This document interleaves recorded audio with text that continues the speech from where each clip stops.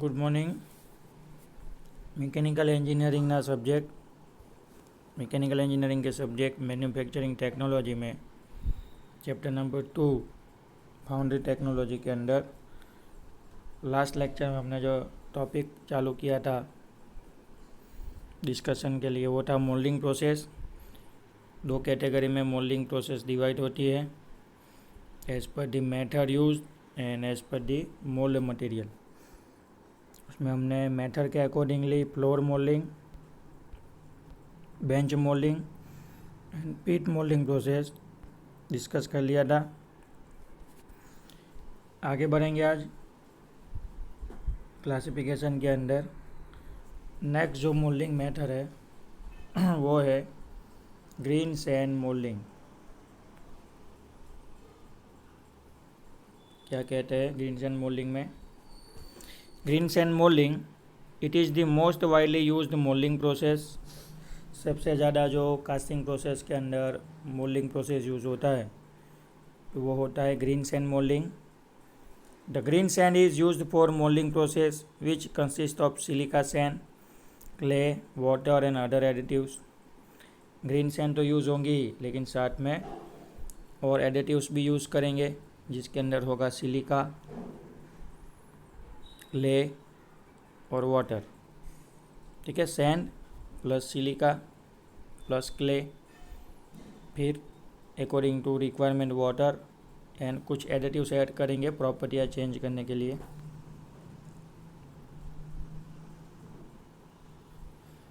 Green sand mixture contains 10 to 50% clay binder, 3 to 6% water and remaining silica sand.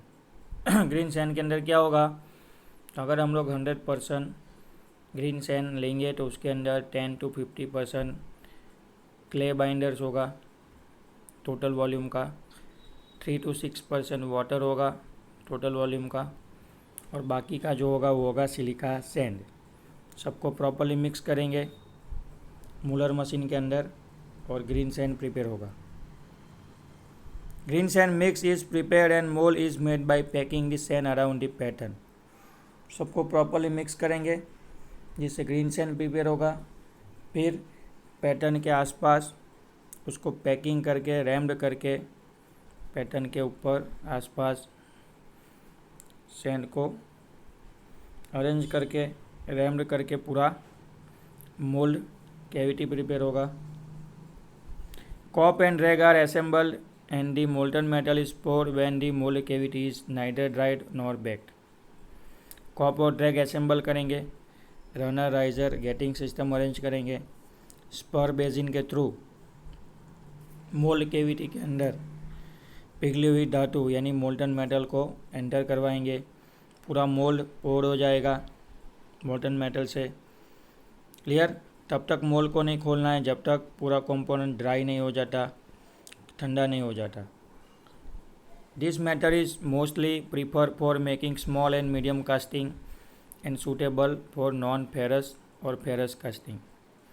Medium size के और छोटी size के अगर component बनाने हैं और साथ साथ मटेरियल अगर फेरस या फिर नॉन फेरस जो कोई भी होगा उसके लिए ये green sand moulding method suitable है, क्योंकि सबसे ज़्यादा यही यूज़ होता है इंडस्ट्री के अंदर. The part like railing and gates, moulding box, grills, weights etcetera can be made by this method. एक कंपोनेंट के नाम दिए गए, रेलिंग होते हैं, गेट्स होते हैं कास्टिंग से बनते हैं, मोल्डिंग बॉक्स फ्रेम आता है रेक्टेंगल स्क्वायर ऐसे मोल्डिंग बॉक्स, ग्रिल्स आते हैं, फिर वो जो वज़न आते हैं वेट्स जिम में यूज़ होते हैं. पहले तो मेज़रमेंट के लिए भी यूज़ होते थे, क्वांटिटी मेज़रमेंट के लिए, तो वो सब कास्टिंग प्रोसेस से बनेंगे और स्पेशली ग्रीन सैंड मोल्डिंग से. नेक्स्ट उसके बाद है ड्राई सैंड मोल्डिंग. सिमिलर होगा ग्रीन सैंड जैसा ही. क्या डिफरेंस है देखते हैं. ड्राई सैंड मोल्डिंग के अंदर This method is almost similar to green sand molding, except that the composition of the sand constitution is different in this case. जैसे ही green sand mould का या फिर ग्रीन सैंड से मोल्डिंग प्रिपेयर करेंगे, mould preparation करेंगे, same to same वैसे ही dry sand से भी मोल्ड प्रिपरेशन होगा। डिफरेंस कहाँ पे होगा? तो कि उसके जो कंटेंट्स है, कंस्टिट्यूशंस है सैंड के, उसके अंदर ही सिर्फ डिफरेंस क्रिएट होगा। While preparing dry sand mixture, special binding material like resin, clay और molasses are added to give the strong bond to the sand. यहाँ पे डिफरेंस है, क्या डिफरेंस है कि जब भी हम लोग ड्राई सैंड प्रिपेयर करेंगे तो ग्रीन सैंड के अंदर हम लोग as a binder clay use करते थे। ग्रीन सैंड के अंदर बॉन्डिंग मटेरियल के लिए हम लोग क्ले यूज़ करते थे विथ सिलिका सैंड, लेकिन यहाँ पे हम लोग सिलिका सैंड के साथ as a binder special material use करेंगे, जैसे कि रेजिन, क्ले और मोलासिस। क्लियर? यही डिफरेंस है ड्राई सैंड और ग्रीन सैंड के बीच में। बाकी पूरा moulding process, moulding method, casting process same रहेगा। अब जब हम लोग special bonding material resin, clay या फिर मोलासिस यूज़ करेंगे तो उससे सैंड के जो ग्रेन्स होंगे उसके बीच में स्ट्रॉन्ग बॉन्ड क्रिएट होगा। Hence dry sand mould process high strength, इसके लिए ही ड्राई सैंड से जो भी मोल्ड प्रिपेयर होगा उसकी स्ट्रेंथ ग्रीन सैंड के मोल्डिंग के कंपेयर में अच्छी होगी।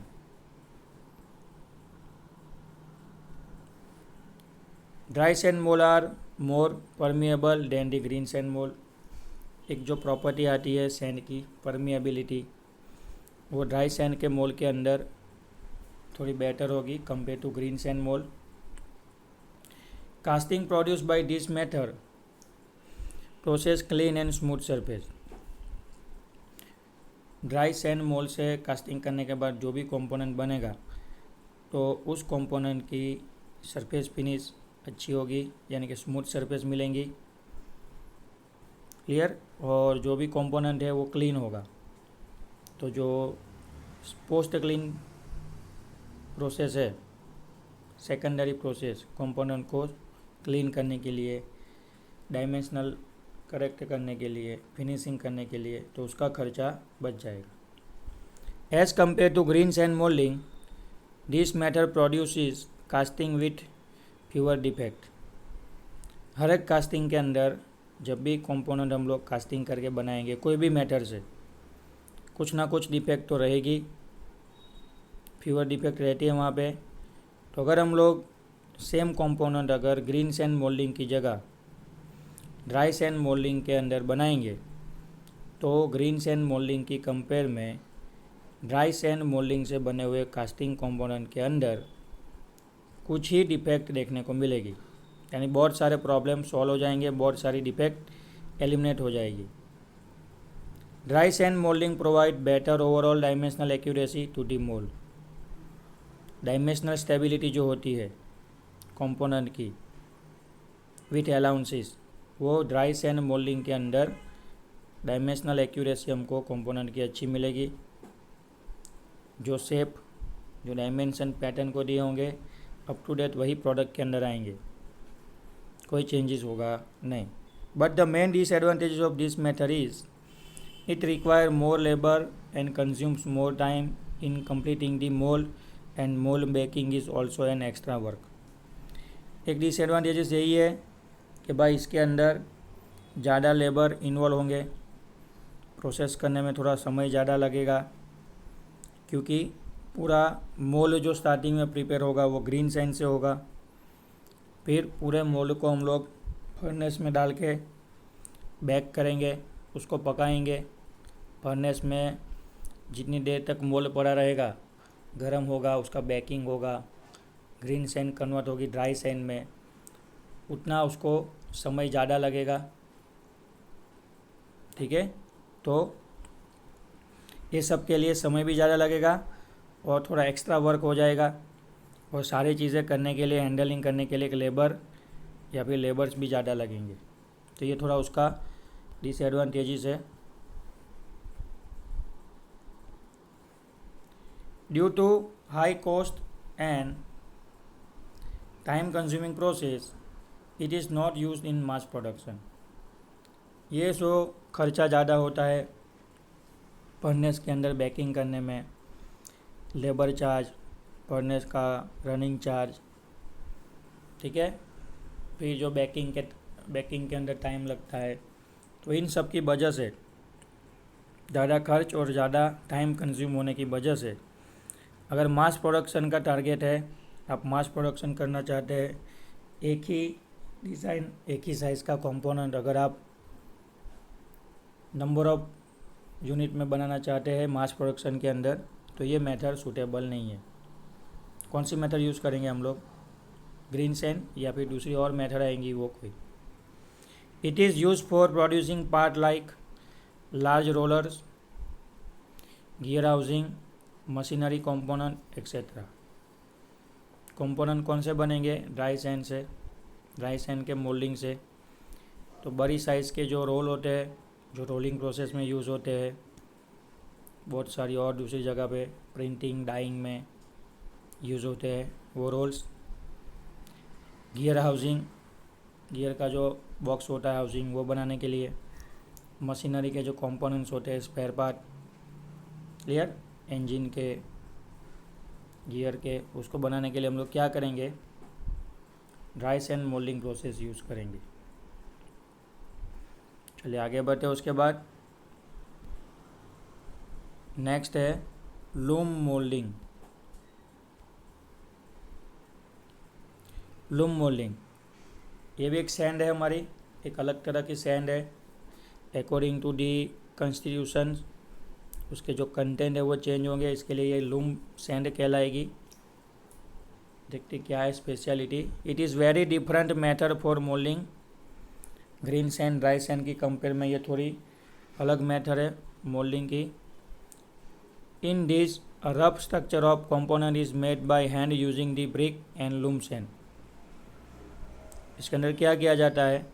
कंपोनेंट के लिए एक रफ स्ट्रक्चर बनाया जाता है जिसके अंदर हम लोग ब्रिक यानी जो ईंट यूज़ होती है और लूम सैंड, है ना, हाथ से ईंट और लूम सैंड की मदद से पूरा कंपोनेंट का स्ट्रक्चर बनाएंगे।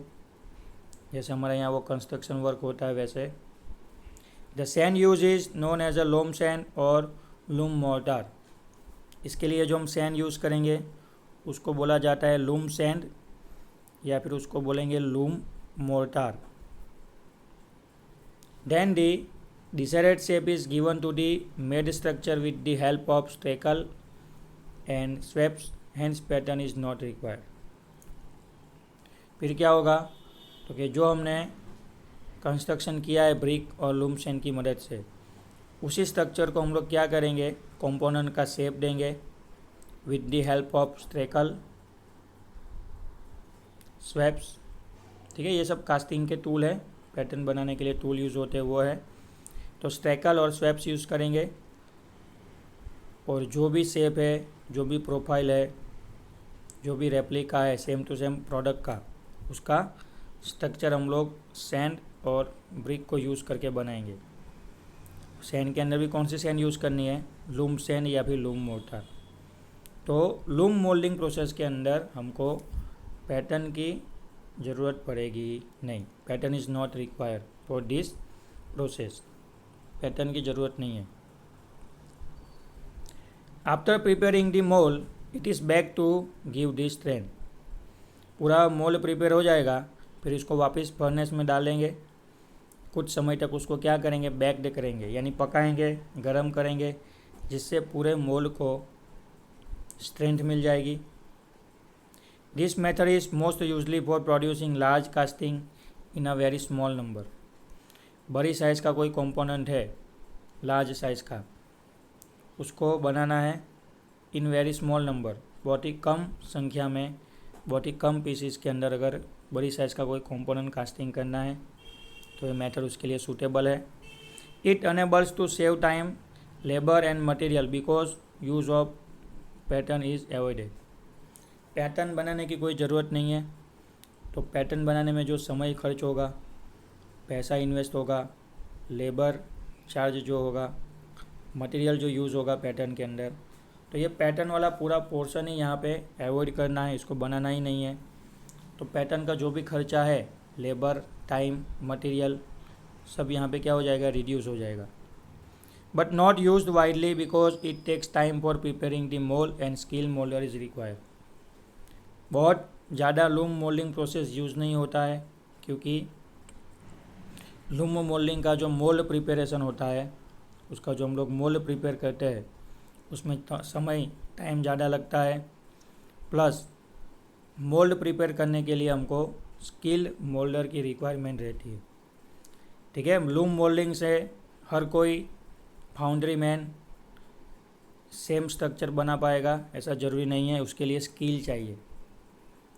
वो जो स्किल होगी उसके पास, वही लूम मोल्डिंग प्रोसेस कर पाएगा और उससे कास्टिंग हो पाएगा, इसलिए सबसे ज़्यादा यूज़ नहीं होती है। It is use for producing part like cylinder, round bottom kettles, gear, huge balls etcetera. जैसे हमने आगे देखा कि बड़ी साइज़ के कंपोनेंट बहुत ही कम संख्या में बनाना है, सिलेंडर, बॉटम केटल्स, गियर्स और ह्यूज बॉल्स, ह्यूज बेल्स, वो जो होता है ना घंटी मंदिर में, ह्यूज बेल्स, उसको बनाने के लिए कौन सा प्रोसेस यूज़ करेंगे, लूम मोल्डिंग प्रोसेस यूज़ कर सकते हैं। ओके, तो यहाँ तक रखते हैं आज के लेक्चर में। लूम मोल्डिंग प्रोसेस देख लिया आज, ड्राई सैंड मोल्डिंग देख लिया और ग्रीन सैंड मोल्डिंग प्रोसेस देखा। तो तीनों के तीनों moulding process according to the material है क्लासिफिकेशन के अंदर, तो उसको नोट डाउन कर लीजिए और प्रिपेयर कर लीजिए। ओके, मिलते हैं नेक्स्ट लेक्चर में। Thank you.